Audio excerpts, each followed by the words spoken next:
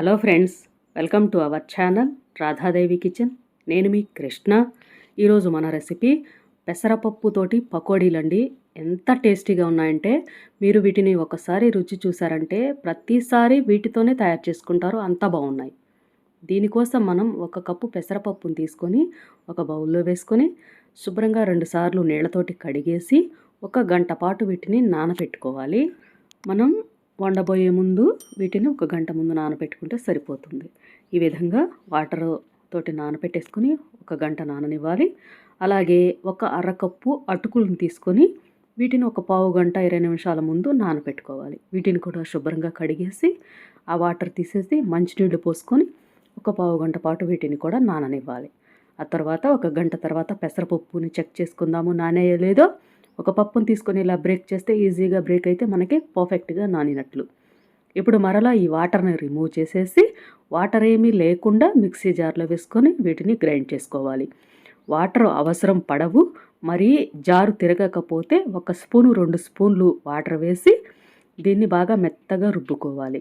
చూడండి, మనం చేత్తోటి పట్టుకుంటే ఇంత మెత్తగా ఉండాలి. ఇప్పుడు దీన్ని ఒక గిన్నెలోకి వేసేసుకుందాము.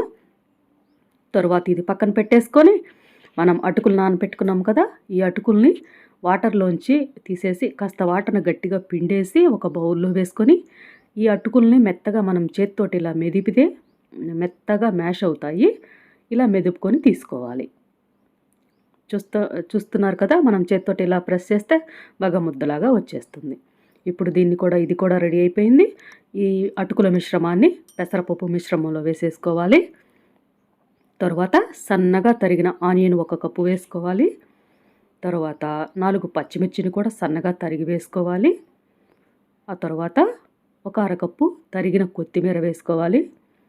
కరివేపాకు 2 రెమ్మలను తరిగి వేసుకొని 1/2 టీ స్పూను సాల్ట్ వేసుకోవాలి. 1/2 టీ స్పూను పసుపు వేసుకోవాలి. 1/2 టీ స్పూను జీలకర్ర వేసుకోవాలి. 2 స్పూన్ల శనగపిండిని వేసుకోవాలి. ఇప్పుడు ఇదంతా చక్కగా కలిసేలాగా మిక్స్ చేసుకోవాలి. వాటర్ ఏమీ అవసరం పడవండి, ఈ తేమే సరిపోతుంది మనకి. ఇవన్నీ చక్కగా మిక్స్ చేసేసుకోవాలి. ఈ విధంగా అన్నీ కలిసేలాగా ఇలా కలుపుకున్న తరువాత 1 స్పూను అల్లం తరుగును కూడా వేసుకోవాలి. చిన్న చిన్న ముక్కలుగా కానీ ఇలా తురిమి కానీ 1 స్పూను అల్లం తురుము కూడా వేసుకుంటే టేస్ట్ చాలా బాగుంటుంది. ఇప్పుడు చేత్తోటి మరలా చక్కగా అంతా బాగా కలిసేలాగా మిక్స్ చేసుకొని పక్కన పెట్టేసుకోవాలి. ఈలోగా మనం ఇప్పుడు ఇది రెడీ అయిపోయింది. స్టవ్ వెలిగించుకొని ప్యాన్ పెట్టుకొని సరిపడా ఆయిల్ వేసుకోవాలి. చూడండి, ఆయిల్ కూడా బాగా హీట్ అయిన తర్వాత ఫ్లేమ్ మీడియంకి మార్చేసుకొని మనం తయారు చేసుకున్న ఈ పెసరపప్పుని చిన్న చిన్న పకోడీలాగా ఈ విధంగా వేసుకోవాలి. వీడియోలో చూపిస్తున్న విధంగా చిన్న చిన్న వాటిగా ఇలా వేసుకుంటే చక్కగా లోపల వరకు ఉడుకుతాయి అండ్ మనకి చక్కగా వస్తాయి. అండ్ ఇవి ఒక వాయ వేసుకున్న తర్వాత ప్యాన్కి సరిపడినన్ని మాత్రమే వేసుకొని వెంటనే కదపకూడదు. 1 నిమిషం 2 నిమిషాల పాటు కాస్త టైం పడుతుంది ఇవి వేగటానికి. అండ్ అందులో కొద్దిగా ప్యాన్కి అంటుకున్నట్లుగా ఉంటాయి, కానీ ఏమీ అంటుకోవు. మనం గరిటెతోటి ఇలా కదిపితే చక్కగా వచ్చేస్తాయి. వేగిన తర్వాత మన జాలి గరిటె తీసుకొని ఈ విధంగా కదిపితే అన్నీ పైకి ఇలా తేలుతాయి. తరువాత వీటిని 2 వైపులకి టర్న్ చేసుకుంటూ మంచి బ్రౌన్ కలర్ వస్తాయి. ఎల్లోష్ బ్రౌన్ కలర్లో ఉంటాయి. ఈ విధంగా వేయించుకొని తీసుకోవాలి.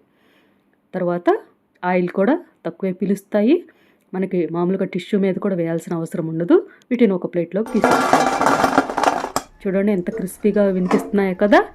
ఇప్పుడు మరలా 2వ వాయి వేసుకునేటప్పుడు 1 నిమిషం పాటు నూనె కాగాక 2వ వాయిని వేసుకోవాలి. ఈ విధంగా చిన్న చిన్న పకోడీలాగా వేసేసుకోవటమే. మనం తప్పకుండా వారంలో 2 సార్లు పెసరపప్పుతోటి తయారు చేసుకున్న వంటకాలను తినటం వల్ల మన బాడీలోకి ఎన్నో రకాల పోషకాలు అందుతాయి. పెసరపప్పులో చాలా వైటమిన్స్ అవి ఉంటాయి. మనకి ఇలా తీసుకోవటం వల్ల అవన్నీ మనకి చక్కగా అందుతాయి. చూడండి, ఇలా పకోడీలాగా చేసుకుంటే పిల్లలు కూడా చాలా ఇష్టంగా తింటారు. ప్రతి వాయిని ఇలా మంచి బ్రౌన్ కలర్ వచ్చే వరకు వేయించుకొని తీసుకోవటమే. చూసారు కదా, ఎంత ఇది చేసుకోవటం చాలా ఈజీ. అండ్ ఒకసారి మీరు ఈ పద్ధతిలో పకోడీలు చేసుకున్నారంటే ప్రతిసారి ఇవే ట్రై చేస్తారు, అంత బాగున్నాయి. మీరందరూ కూడా తప్పకుండా ఈ పెసరపప్పు పకోడీని తయారు చేసుకోండి. టేస్ట్ ఎలా ఉందో నాకు కామెంట్ రూపంలో చెప్పండి. అలాగే ఈ వీడియోని మీ ఫ్రెండ్స్కి షేర్ చేయండి. మన ఛానల్ని సబ్స్క్రైబ్ చేసుకోండి.